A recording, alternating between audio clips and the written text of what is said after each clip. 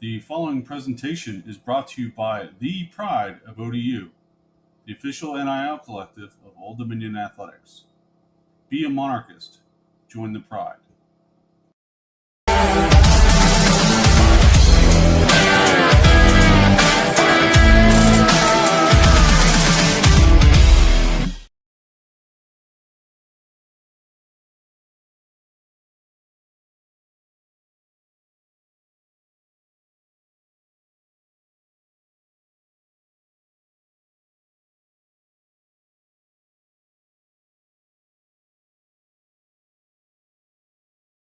It does, but it should. Good head coach Ricky Rahne. We'll start with a brief opening statement and then take questions. Yeah. I thought we put together a pretty good game. I mean, when you look at the fact we had over 200 yards passing, over 200 yards rushing, and then, we had, more rushing yards than they had total yards. We had more passing yards than they had total yards. So we did some really dominant things. We didn't score in the red zone like we normally do, and that was part of the problem. I'm sure there's a bunch of Old Dominion fans out there that are really happy that we won the time of possession. So I think that I think the main thing is this team. We got some good players on it. We got some good coaches. We got good trainers, good administrators, and all those sort of things. And so it's a testament to what we can do when you don't feel like you play your best football and you still win by 14 points over a team that a lot of people were picking as one of the preseason's favorites in the group of five. So I got some things to work on, but we can do that. It's a little bit easier to correct them after a win.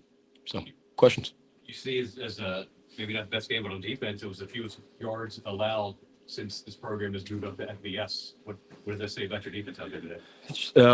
We controlled the line of scrimmage, and it's funny that the defense I thought played really well. Obviously, we gave up the explosive pass, and we gave up a couple other runs that I thought it was more of a tackling issue, and then there was one I can think of the runs that I wish would have got stops, right? So that's probably telling you that we played pretty well on defense.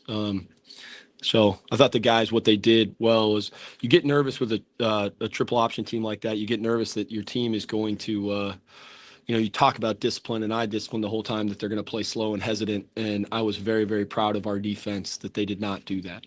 They played very fast and physical and violent. You said throughout the week, we want to play our best football against these guys. Obviously, 3 turnovers in the red zone, that hurts, but to get is it more comforting you cannot play your best football and get a win against a team like this? I think we played pretty good ball in between the 20s. We just, unfortunately, which has been kind of crazy just because we've been so good in the red zone, right? And I don't see this being an epidemic or anything like that. I think it's just it's one of those days that you don't like to see in terms of the red zone, but there's still a lot of good football out there. Do you practice with wet balls? We have, yeah. I mean, was that a factor in the fumbles? No, I actually don't think it was. I mean, I just think we had some. I don't think the wet balls were the issue in the fumbles or anything like that. I just thought that we didn't quite have the technique and fundamentals that we need to have on those. But I didn't think the wet balls were an issue. No, those are usually the ones where you see the ball like slipping out all over the place, and I didn't think that tonight. I would say this. I thought our ball guys did an unbelievable job. The guys on the sideline running the balls in and out and doing those sort of things. So much so that that the refs were gonna. I don't know what they were gonna do, but they were not happy with me. But that's fine. They were doing what they were told, and they did a great job with it. You protected the headset after the intentional grounding call, no call, whatever happened there. You gave up the headset. You were pretty upset. What was going on there? Well, I mean, you're trying to get me because I protected the headset so that I didn't have to buy a new one. And I'd rather not have to pay more than that. So we'll leave it at that. Was there a particular issue with kicking game tonight on field goals, or just No. I mean, no. We didn't. Riley hit the one pretty well. I mean, we missed that by about 1.5 feet. Is what, a 52-yarder, I think. And he was upset. He wasn't happy. Because I know he knows he can hit that one and pretty easily. We've all seen him do it. I mean, I saw him do it at halftime about 4 times. And then we bobbled a snap on the last one. He's been, Ian's been great, and you're going to make a mistake at that. It's one of those things at holder. No one even, you guys probably didn't even know that Ian was the holder until right now because he made a mistake, right? It's like, it's one of those things that people only realize what's going on when something bad happens. But no, that wasn't the issue by any stretch of the imagination. It was an issue on those 2 kicks. I shouldn't say that, but it's not something that I'm concerned about. The goal line play, Colton extending the ball. Mhm. Officials talked for a very long time. Did they give you any feedback on what it certainly looked like? So here's the one I'm going to say on that one. I actually appreciate that they did not overturn that, because here's what I'm going to say.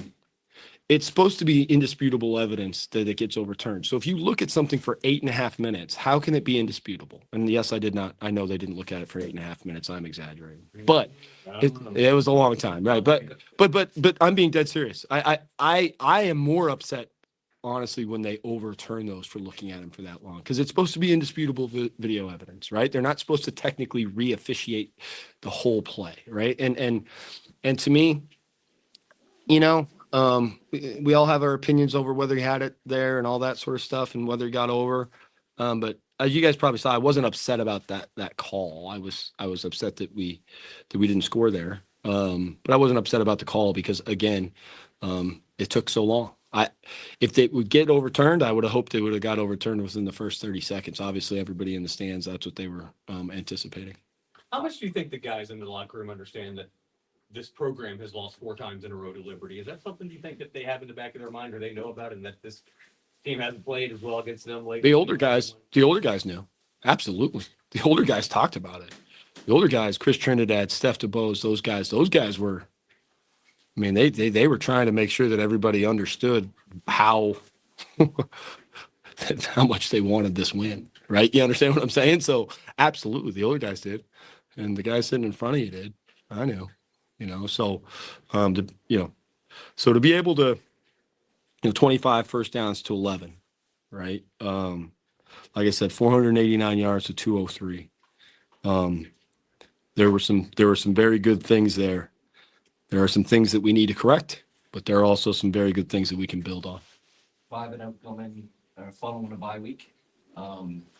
Pretty impressive. What was the message to the team this week?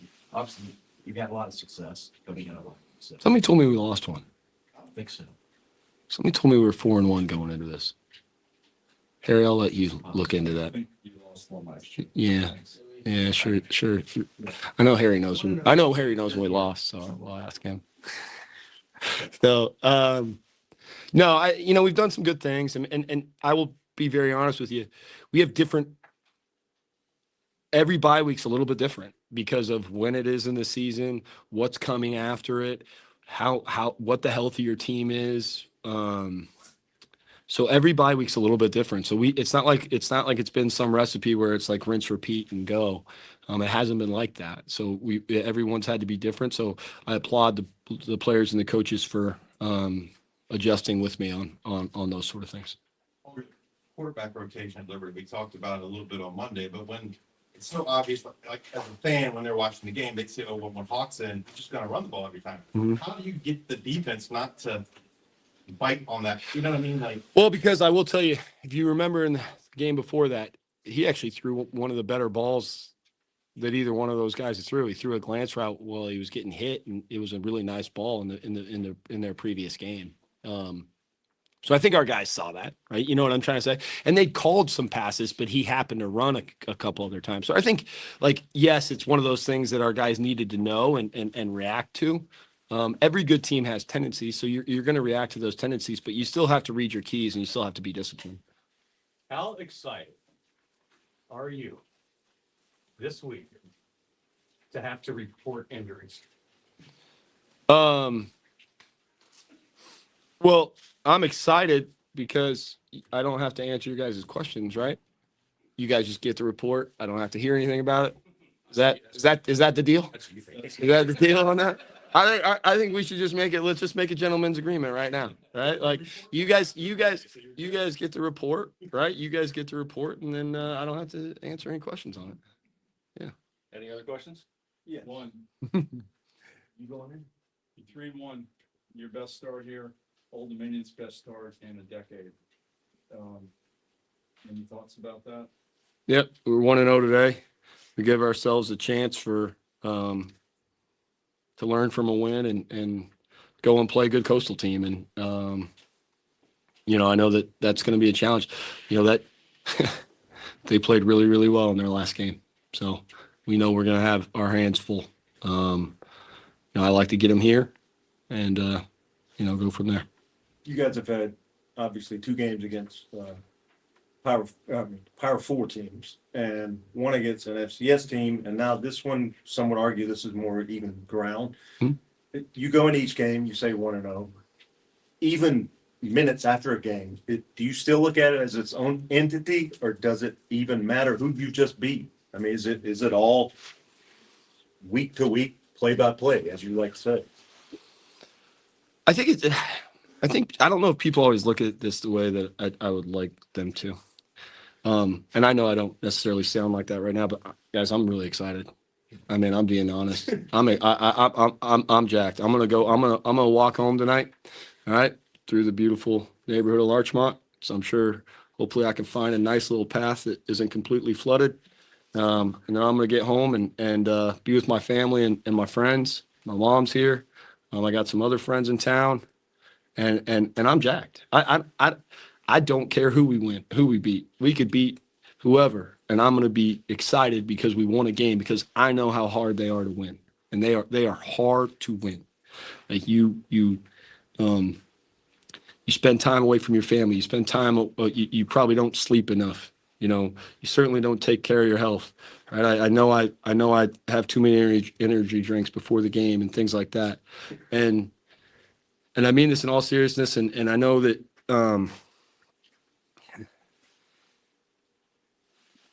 Listen, man, like, I just think of the things that happened this week, and it's hard to win a game, and it affects all of us it affects coaches in a way that I wish it did not affect us, because I think the coaches are some of the best people on the planet, and, myself excluded, obviously, but there's a lot of really, really good men in this profession that, unfortunately, in our drive to coach and win games, we make some sacrifices that maybe when we're about to go to the end there, we wish we would have made. But so every single time we win, it's gonna feel real good, real good.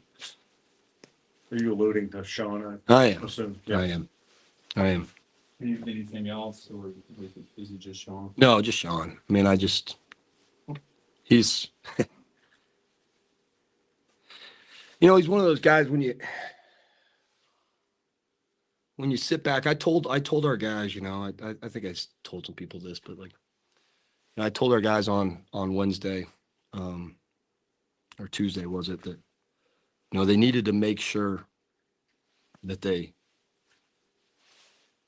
called somebody that night that they didn't talk to enough, and I was able to do that to a couple different people.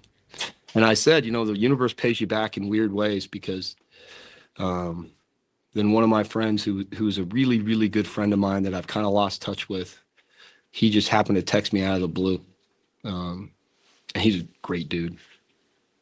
And, it's just one of those things, like, you lose touch with people who are great people. And I wish I would have. It's hard because I was competing against Sean. You knew you were every year, but I wish I would have. We had gotten closer, and I wish we would have gotten even closer, because he really was a great human being. When's the last time you were in touch with him? Preseason. Yeah, preseason. Coaching stuff, or just? No, just keeping in touch. Just keeping in touch. I didn't want to go into any coaching stuff with him or anything like that. I just wanted to, he he was trying to rub it in how much fun he was having being a position coach instead of a head coach. So that's what he was doing. So, which and he knew that would get me. So, yeah. Might expand your options this offseason. I don't know about that. No, but it's probably one of the reasons I've taken it upon myself I've told people this, to kind of coach the G Squad offensive line during the week, watch film with them and all those sort of things, because they think it's for them. It's for me. It's the most selfish thing of all time, but I'm having fun. So hopefully it makes them in tiny bit better. Anything else for Coach? Thank you. Thanks, Thank Coach. you, guys. Appreciate you. Thanks.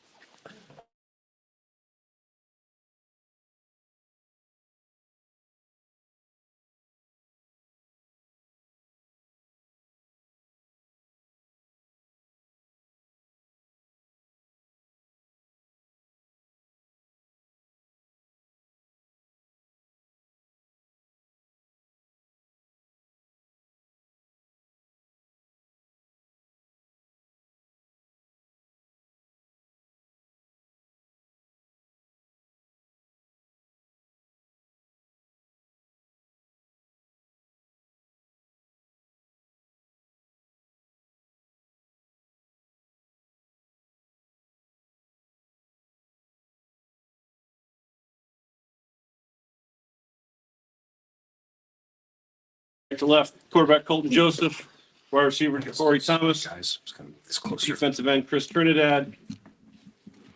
We'll open up to questions. You guys are ready. Chris, you being the oldest guy here, I think you probably have more appreciation for what beating Liberty tonight means. Can you talk a little bit about that? I mean, yeah, hadn't beat those guys since 2013, so that's definitely a check mark we want to check off on this list. This was the 203 yards allowed was the fewest amount of yards this defense has allowed since against an FBS opponent. Mhm. What do you think about that? Really preparation. We came out, we prepared all week, all last week, and really put it out there on tape today. Hey, sorry. Colt, you guys obviously would have some turnovers back in the red zone, but you still were able to get this win. It's kind of the mindset when you maybe don't play your best football, but still get out of here with a victory over a team that's kind of had your number. Yeah, no, the turnovers were a little sloppy. We got to fix that for sure. But I mean, it was a great team win besides the turnovers and some of the just miscues on offense. O-line was, blocking their tails off. Receivers were balling out there. Running backs were running, but yeah, we just got to clean up the mistakes. Coach Rahne's usually really kind of stoic and even keel, and he really doesn't show us any kind of his emotions in these press conferences, but he was kind of giddy today, I would think. What was he like in the locker room? Yeah, I mean, he's super excited, man. Haven't beat them in a long time, and so it's definitely a good win. Yeah, he was pretty hyped. He was excited. Corey, heck of a game tonight. What does it feel like to, be home and 100+ yards, 2 touchdowns, help your team get the win? It just feel good, going out there, putting up that performance, it was a good team win. Shout out my quarterback, O-line blocking for me, and I just thank God. Question for all three of you, coming out of the bye week. If you can use one word, what's the most important thing for you in preparation?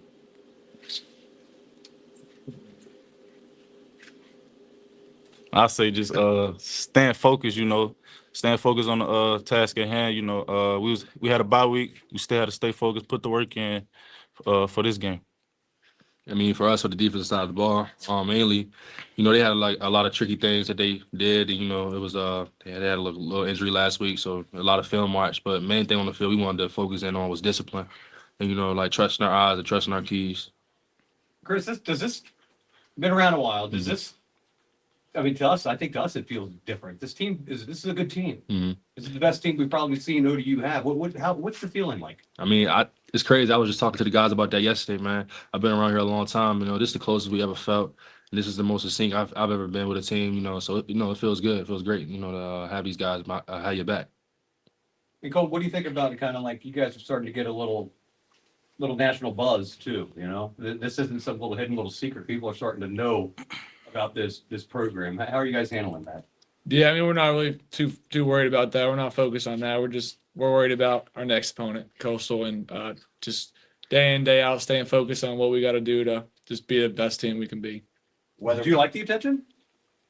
I mean, yeah, everyone likes the attention, but we're not looking at that. I mean, I barely go on my socials. I'm not really looking at any of that kind of stuff, really. What about you, Troy? Well, he said, you know, we don't be tired, like, you know, we just put our head down and work. But you came in here from somewhere else, and a lot of those things can go either way. You don't always get to go to a successful program. What's it like to kind of come in here and be a big part of a team that's winning and making an impact? You know, it felt good just having my brothers with me. You know, we put in the work each and every week, and it just feel good winning. The weather was pretty terrible for a lot of the day, but the fans came out pretty strong. You guys got a message for Monarch Nation with regards to that? We appreciate y'all, man. I mean, that's not common anywhere else. You know, we came out, we seen all them faces, man. That's a lot of support. You know, and it drives us every day. Monarch Nation, we love you. Kris, having to prepare for a team like this where they rotate the quarterbacks, like what extra challenges does that present? I mean, really just more time in the film room, just watching it and keying in on tendencies. Most importantly, you know, it's like I told you before, it's just that discipline, that eye discipline, things of that nature. And for these guys?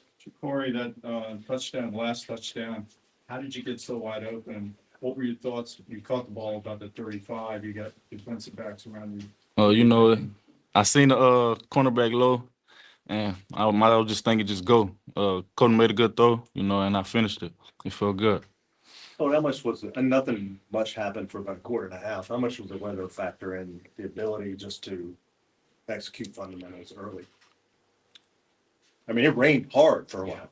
Yeah, I mean, it's not something we can have as an excuse. We got to play hard either way. Things were slick out there. It was wet, but it affected us a little bit. But we just got to move on. Did you think you scored on the touchdown when you reached it? I think so. Of course. Most definitely. Anything else? All right, thank you guys. Thank you. Thank you. Thank you.